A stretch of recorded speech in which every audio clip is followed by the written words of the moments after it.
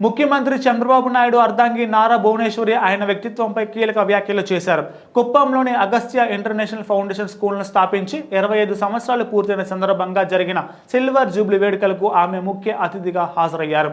ఈ సందర్భంగా భువనేశ్వరి మాట్లాడుతూ చంద్రబాబుతో తనకు వివాహం అయినప్పటి నుంచి ఆయన రాజకీయాల్లో ఉన్నారని, పెళ్లైన తర్వాత కూడా ఆయనకు కుటుంబం రెండో ప్రాధాన్యతగా ఉండేదని ఆమె అన్నారు. ఆయన ఎల్లప్పుడూ ప్రజలకే మొదటి ప్రాధాన్యత ఇచ్చారని పేర్కొన్నారు. ఆయన రాజకీయాల ద్వారా ప్రజలకు సేవ చేస్తుంటే తాను ఎన్టీఆర్ మెమోరియల్ ట్రస్ట్ ద్వారా ప్రజలకు సేవలు చేస్తున్నానని, తామిద్దరం ప్రజలకు దగ్గరగా ఉంటున్నామని ఆమె చెప్పారు. ప్రజల సంతోషమే తమ ఆనందమని ఆమె అన్నారు. చంద్రబాబు తన జీవితంలో జరిగే ప్రతి విషయాన్ని సానుకూలంగా తీసుకుంటారని భువనేశ్వరి అన్నారు. ఆయనకు ఎవరి మీద వ్యక్తిగత కక్ష ఉండదని, ఆ రోజు జరిగిన సంఘటనలను ఆ రోజే మర్చిపోయి రేపటి నుంచి ఆలోచించే మనస్తత్వం ఆయనదని ఆమె అన్నారు.